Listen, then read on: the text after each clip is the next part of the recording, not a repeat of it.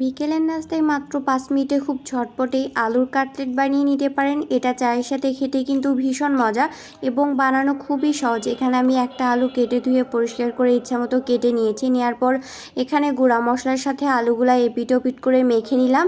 এখানে ছিল হচ্ছে হলুদের গুঁড়া, মরিচের গুঁড়া, জিরার গুঁড়া এবং সামান্য হচ্ছে লবণ।